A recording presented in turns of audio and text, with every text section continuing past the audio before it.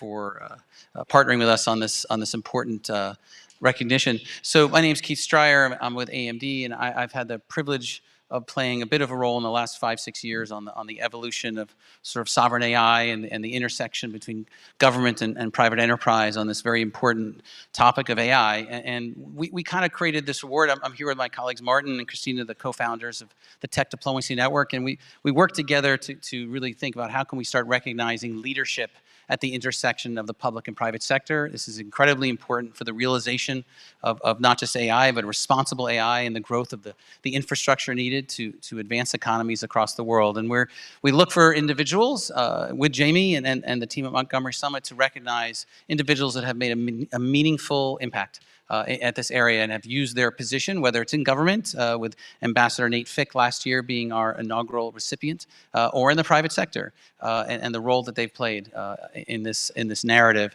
And we're very honored today to have John Chambers here and to present this award to him and so forth. So thank you for coming. Let me just hand the mic to my colleague Martin to talk a little bit more about it. Well, thank you so much, Keith, and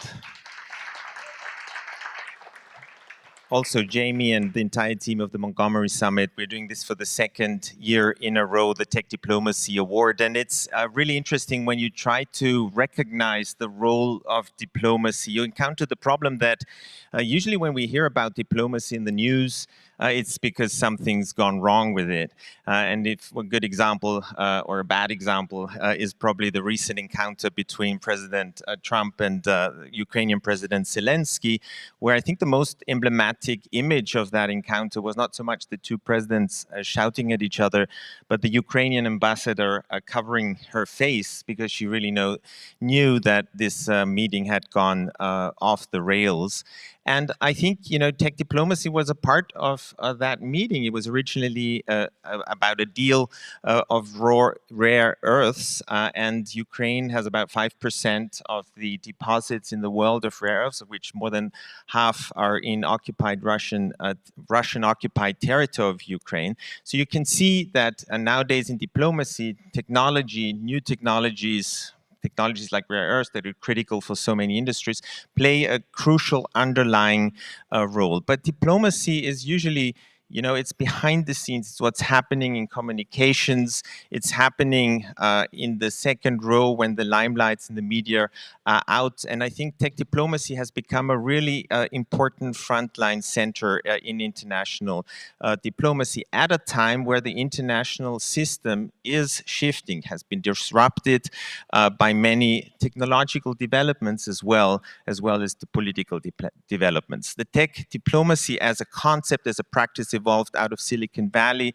I came there as an Austrian tech diplomat around 8 years ago, and since then has really developed in the practice of many countries that try to connect essentially with the private sector, recognizing that the private sector has an increasing role in international relations as we watch the international system evolving, transforming, being disrupted in so many ways.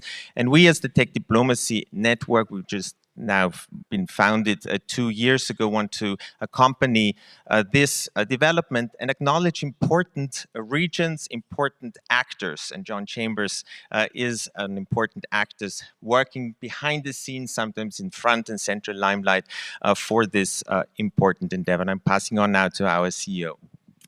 Hi, everyone. Thanks for joining us today. As Martin said, we founded the Tech Diplomacy Network 2 years ago, and the idea was really the heartbeat we felt in the Silicon Valley. More and more tech diplomats got deployed to the Silicon Valley to provide a platform for governments and private sector to come together and make sure that they have the tools going forward and work together. And our time is characterized by digital transformation, but also by profound disruptions in the international rules-based order, as well as blurring boundaries between the realm of private tech sector and the realm of government. So tech diplomacy serves as a tool, and we really want to make sure that this tool gets into the hands of the community of the tech diplomats and also the private sector. And we are very grateful to find individuals that are acting as tech diplomats in the private sector as well as in the public sector. So last year, as Keith pointed out, we gave the award to the first tech diplomat of the US. And so this year we're focusing on John Chambers, who is the chairman of the America and India Forum for Partnership. So, and it's my honor to introduce Dr. Mukesh Aghi, the president and CEO of the US-India Strategic Partnership Forum, who will talk about John Chambers and his achievement in that regard. Thank you so much. Thank you. I think they want me to use the mic. Oh, they do. Yeah. Well, good afternoon. It's an honor and a pleasure to talk about John. You know, diplomacy is all about the art of possibility without ruffling any feathers. And we need that in DC today. And more important is I've seen John drive the relationship among countries and among people in a very, very smooth manner. He was the Francois Macron's ambassador in tech diplomacy. He started the whole startup scene in France itself. This was one country which did not have much startups, and today it is the largest startup economy in Europe itself. That shows his effort to get France to switch and change into an arena without ruffling any feathers itself. When you look at India, and I've worked with John on India for the last 10 years, he has been able to build a very, very personal and strong bond with the Prime Minister, Modi itself. But more important is you have a Prime Minister who understands technology and wants to leverage technology to drive better quality of life citizens of India. And John has played a very vital role in helping drive that. He was the first global CEOs to set up his second headquarters in India when he was with Cisco. It was unheard of in the 90s, and he took the lead. People questioned it, but in the end, it showed that it was the long-term vision that made it happen. But more important is he has driven the relationship not only just with Macron and Shimon Peres and others, but with Prime Minister Modi in a very structured fashion.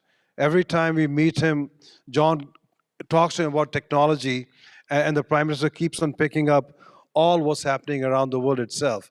But I think if you go down, it's not just from a head of state to a head of a CEO of or chairman of a USIS, going down to the masses. Well, I've seen him work with thousands of people. Either it could be in Hyderabad, trying to drive a diplomacy program, or in Bangalore, or in Delhi. He works the room in a very, very positive manner. So he's one leader I've seen who basically has driven partnership between the two countries in a very effective, efficient manner, and a win-win value proposition for US and India.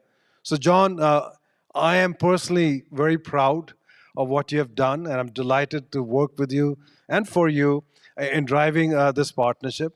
But more important, I feel honored to be asked to basically hand over the award to you. So John, please, congratulations, and over here.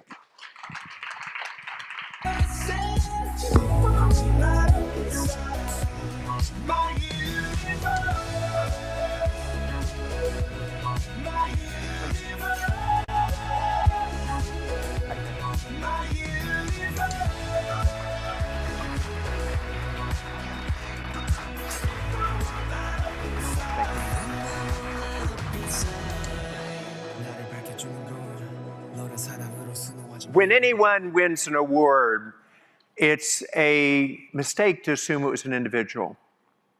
Almost every accomplishment that is really important to us in our life, where you truly change things on a medium scale or a large scale, is people with a common vision had the courage to dream what was possible and to do things that most considered impossible.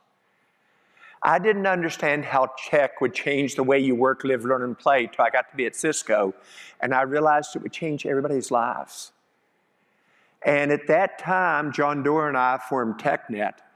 which is the conglomeration of high-tech companies across America, to interface effectively with Washington, where we had terrible relations. We'd go in once a year, tell them they were messed up, and leave. And we learned that we worked together toward a common goal of how this changed the country. During the 1990s, I had a chance to meet with almost every leader of every major country in the world. And when we talked about the internet, we didn't talk about technology and business. We talked about how it would change their competitiveness of the country, the lives of their citizens, their healthcare.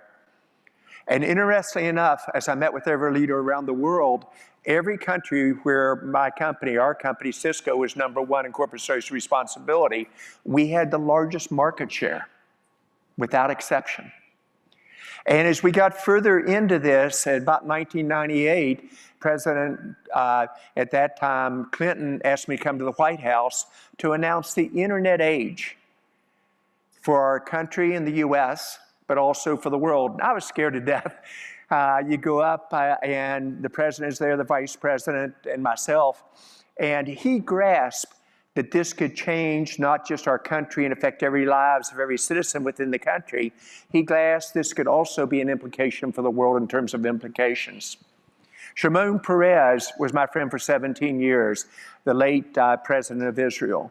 I miss him every day. And we went together across much of the Middle East and talked about how the internet could create a middle class and make a difference in the world. And at one point in time, he knew that I was thinking very seriously about going into government. And he said, "John, why do you want to do that?" As a tech leader, using the words of today, tech diplomacy, it's the most powerful thing you can do. You can have more impact than anybody else in the world if you do this the right way, with a team that is capable of capturing the vision and really making it happen. As we got further into it, I had a unique chance, as one of my colleagues said, to work with Emmanuel Macron in France, and about the vision of how did he change his country's future? How do you use startup and technology to really make a difference for the future? And they went from candidly the worst place to do a startup in Europe to the very best. But the one that crossed the chasm was the issue with Prime Minister Modi, where he, when he came to office, had a vision for a concept of digital India, and he was kind enough to include myself and Mukesh on how do we do this. And if you watch the common theme, every time, whether it's at TechNet, whether it's what we did in Israel, whether what we did in France, whether what we're doing in India, it was a group that had a vision and had the courage to dream together. And when we announced what we were trying to do, with the US-India being the most strategic partnership in the world, almost no one got it. Yet, almost 2 years ago, President Biden and Prime Minister Modi said this is the most strategic partnership in the world. And we wrote the script 6 years before that. But he grasped how this could change things forever. And Mukesh is very, very humble to a fault. I mean, he's got a team with Gaurav and the rest of them of 35 people that moves heaven and earth to influence governments in a way that no one's ever done before. So can tech diplomacy work? The answer is absolutely yes.